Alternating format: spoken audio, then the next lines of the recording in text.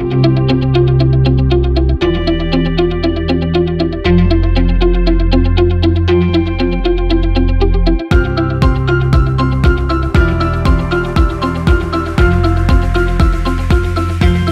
everybody, welcome to today's session on how to think like a project manager.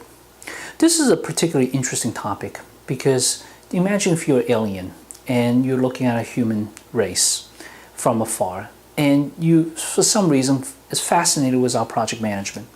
You read all the books on project management, you started doing the exercises, and you know all the rules and the pitfalls. Does that make you a project manager? Well, the answer is probably not. Because in short, unless you're able to really feel and think like a project manager, it is actually very hard to just go through the motion and become a project manager. And we'll explain a little bit why here. But before we dive into that detail, I'd like to first present our firm's framework for how we help our clients. And it is called Strategic Business Execution. We believe execution excellence is achieved when organizations have four of their major components aligned and work well together. And that includes the value, behavior, and the attitude of the people, having the right competencies for their people and their teams, the core discipline of project management, program management, process improvement, as well as the integrating processes that tie them together. Processes such as managing issues, managing risks, changes, information management, communication, knowledge management.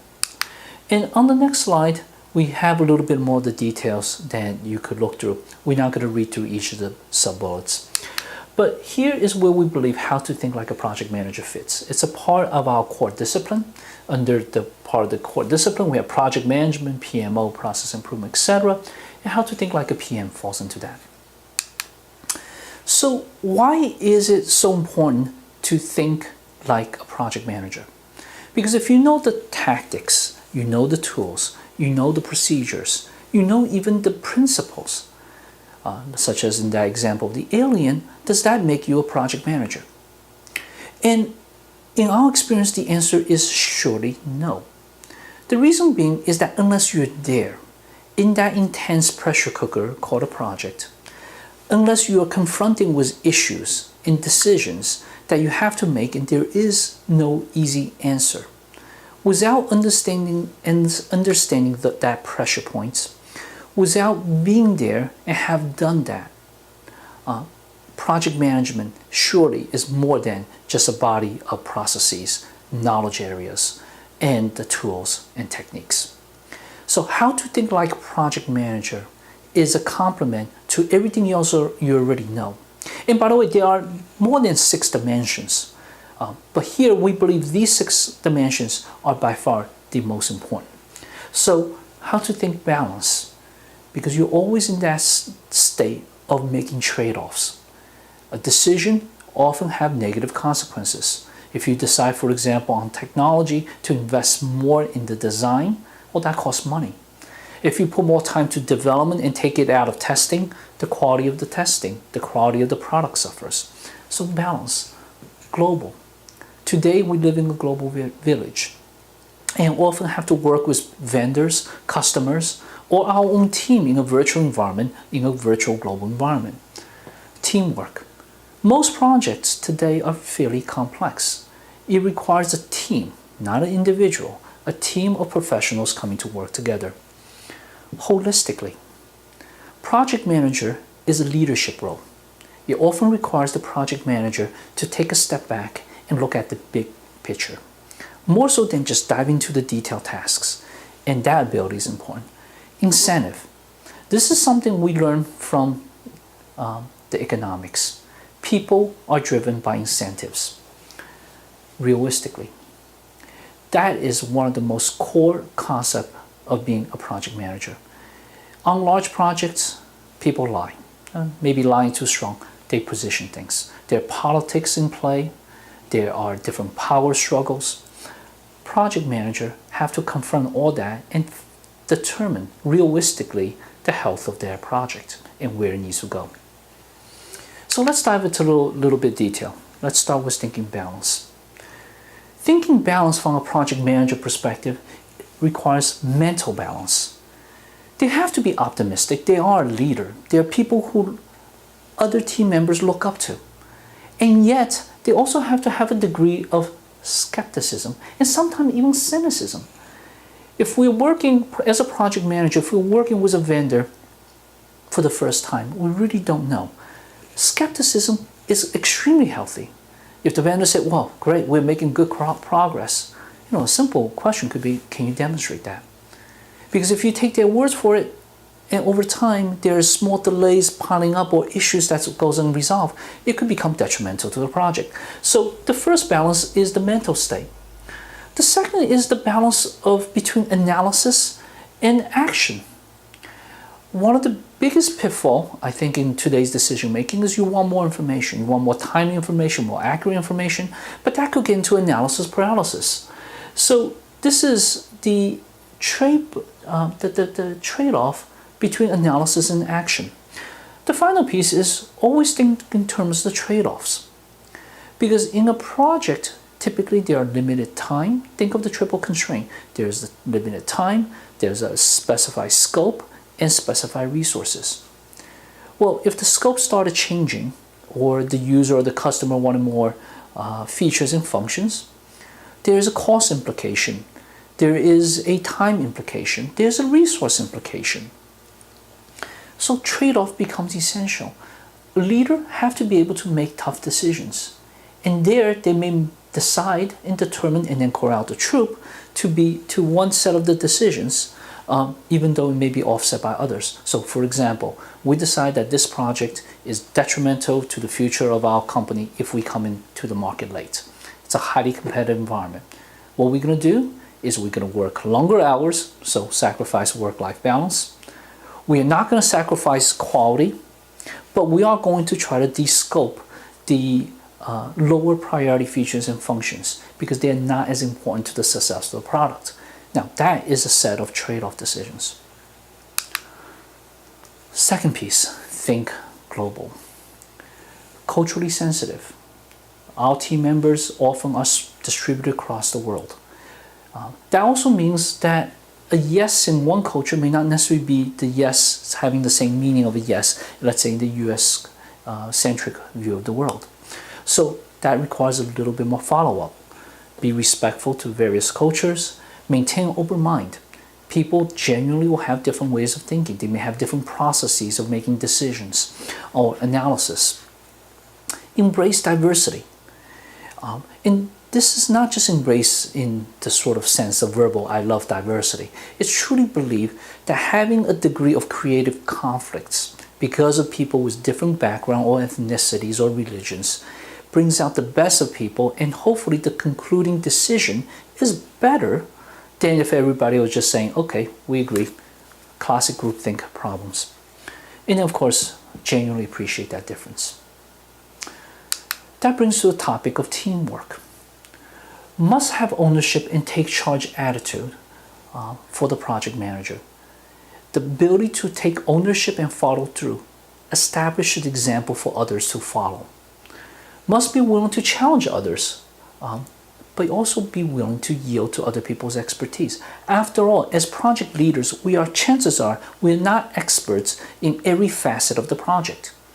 There are subject matter experts, whether it's technology or functional, that we must yield to. But that does not stop us from challenging them and pushing them for the good of the overall project. Communicate, communicate, communicate. I think the average survey on the communication for a project manager is about 80%. I have to say, it often feels like 120%. Think realistically, and this requires a high degree of courage. What do I mean by that? Project managers have to be fiercely realistic to themselves, at least to themselves. So in a large, complex, large project, chances are there are politics and there are power plays. Project manager outwardly may demonstrate high degree of confidence that the project is going on track, etc. But deep down, if the project is not so stellar, he or she must be honest to him or herself. Because if they're not, then it becomes an impediment for them to make changes and to improve the situation. So project manager must be fiercely realistic to themselves. What you project outward could be for many different reasons, but honesty to yourself is crucial. Also, you need to be practical when dealing with people.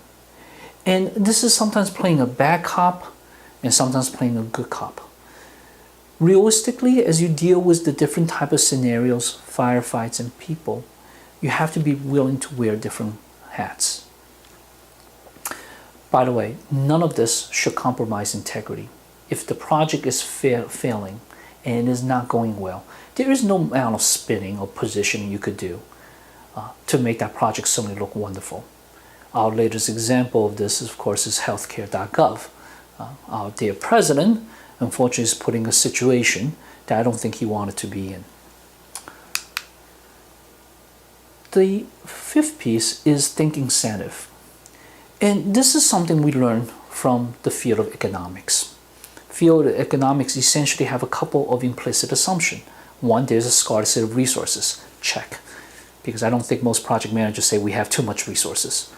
But number two is just as important. People are driven by incentives. What that means is that the incentive could be tangible, intangible. Tangible is compensation, promotion.